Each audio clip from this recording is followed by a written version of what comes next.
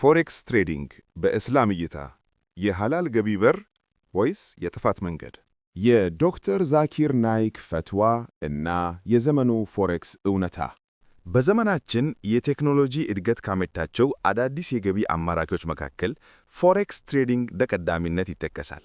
ብዙ ወጣቶች በኢንተርኔት አማካኝነት በቀላሉ ገንዘብ ለማግኘት ሲሉ ወደዚህ መንገድ ይገባሉ። በዚህም የተነሳ ፎሬክስ በሸሪያችን ይፈቀዳል ወይ የሚለው ጥያቄ በስፋት ይነሳል። በተለይ ዶክተር ዛኪር ናይክ ፈቅዶታል የሚለው መከራከሪያ ብዙዎችን እያሳሳተ ይገኛል። ዛሬ እውነታውን ከስር መሠረቱን ፈትሻለን። ዶክተር ዛኪር ናይክ በትክክል ምን አለ? በፎሬክስ ትሬዲንግ ዙሪያ ከሚነሱ ክርክሮች መካከል ዶክተር ዛኪር ናይክ ሐላል ነው ብሏል የሚለው ቪዲዮ እንደ ዋና ማስረጃ ይጠቀሳል። ነገር ግን ጥያቄው ዶክተር ዛኪር ምን አለ ሳይሆን ዶክተር ዛኪር ያስቀመጣቸው መስፈርቶች ከዛሬው የፎሬክስ አሰራር ጋር ይሰማማሉ ወይ የሚለው ነው። ዶክተር ዛኪር የምንዛሬ ልውውጥ ሐላል እንዲሆን 5 ጥብቅ የሸሪዓ መስፈርቶችን አስቀምጧል። በራስ ገንዘብ ብቻ መነገድ with your own money፣ ንግዱ ያለምንም ብድር በእጅህ ባለው ገንዘብ ብቻ መሆን አለበት። በቅጽበት መረካከብ on the spot፣ ግብይቱ እጅ በእጅ ተቃቡድ መፈጸም አለበት።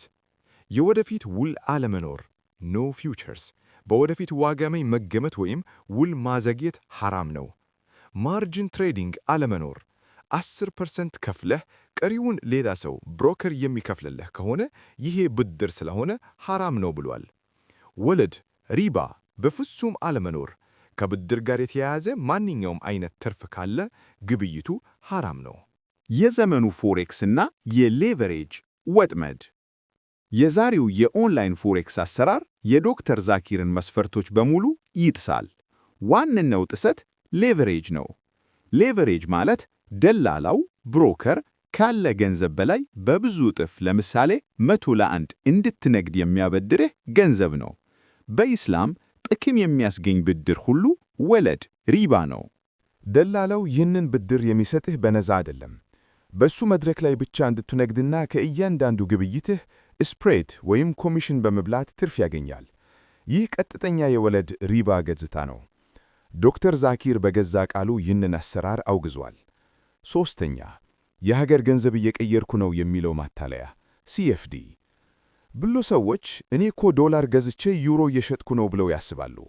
እውነታው ግን በፎሬክስ መድረኮች ላይ የምትነግደው እውነተኛ ምንዛሬ ገዝተህ አይደለም።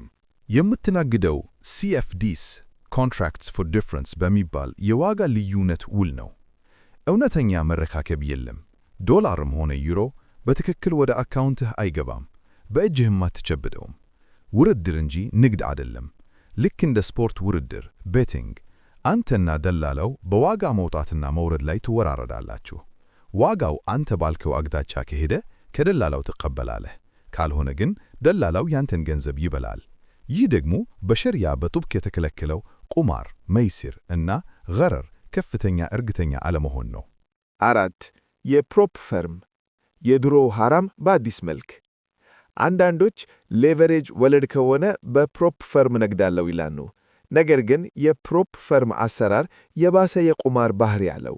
የውሉ ባህሪ ለመግቢያ የማይመለስ ክፍያ ትከፍላለህ።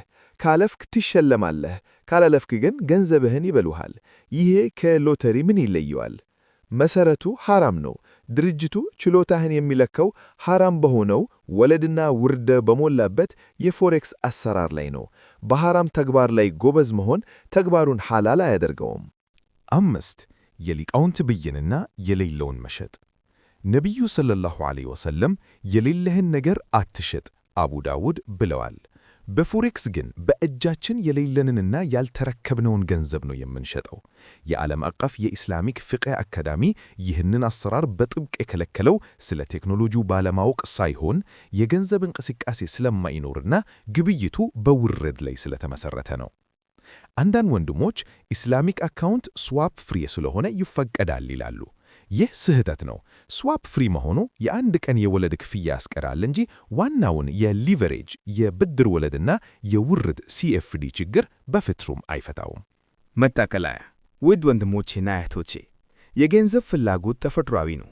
ነገር ግን የምንፈልገውን ገንዘብ የምናገኝበት መንገድ ሐላል መሆኑ ከሁሉም በላይ ሊያስጨንቀን ይገባል። ሐራም በሆነ መንገድ የተገኘ ገንዘብ በረከት የለውም፣ የአእምሮ ሰላምን ይነጥቃል፣ የዱንያና የአኺራ ኪሳራንም ያስከትላል። ዶክተር ዛኪር የፈቀደው በአካል ሄደህ በራስህ ገንዘብ የምታደርገውን ንጹሕ የምንዛሪ ልውውጥ ነው። ዛሬ በስልካችሁ የምታዩት ግን በሀገራት ገንዘብ ስም የሚደረግ የዲጂታል ቁማር ነው። አላህ በቁርአኑ አላህ ንግድን ፈቀደ፣ ወለድን ግን እርም አደረገ ይላል።